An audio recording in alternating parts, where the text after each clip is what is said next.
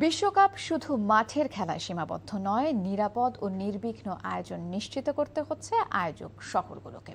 টরন্টোর ব্যস্ত সড়কগুলোতে দায়িত্ব পালন করছেন বিশেষ প্রশিক্ষণপ্রাপ্ত ট্রাফিক রেফারি। যান চলাচল নিয়ন্ত্রণের পাশাপাশি দর্শকদের নিরাপদে স্টেডিয়াম ও ফ্যান ফেস্টে পৌঁছে দিতেও কাজ করছেন তারা।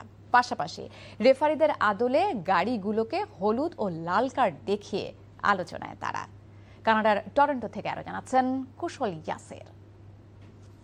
কানাডার টরন্টো শহরের মূল কেন্দ্র বলা হয় ইউনিয়ন স্টেশনকে, আর এই ইউনিয়ন স্টেশনের বাইরে বের হলেই দেখা যাবে একজন ট্রাফিকের আদলে দাঁড়িয়েছেন রেফারির কাপড় পরিধান করা এক ব্যক্তি।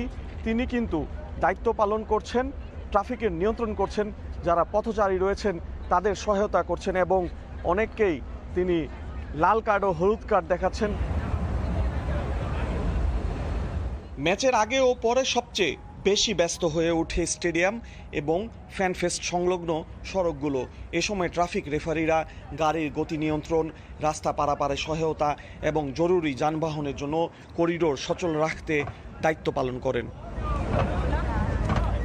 আমরা খুবই হ্যাপি যে টরন্টো এবার ওয়ার্ল্ড কাপের ফিফা ওয়ার্ল্ড কাপের আয়োজন করেছে।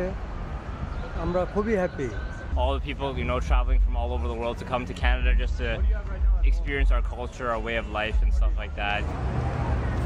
টরন্টো ট্রাফিক বিভাগের সঙ্গে সমন্বয় করে কাজ করছেন এসব ট্রাফিক রেফারি। তবে মাঠের মতো হলুদ ও লাল কার্ড ফুটবল প্রেমীদের বিনোদনের কারণ হয়ে দাঁড়িয়েছে।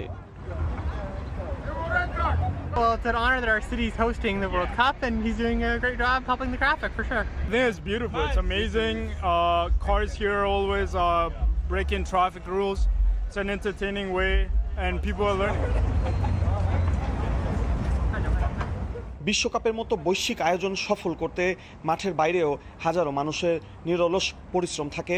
টরন্টোর ট্রাফিক রেফারিরাও সেই অদৃশ্য নায়কদের একজন। 48 দলের বিশ্বকাপে মোট ম্যাচের সংখ্যা 104টি।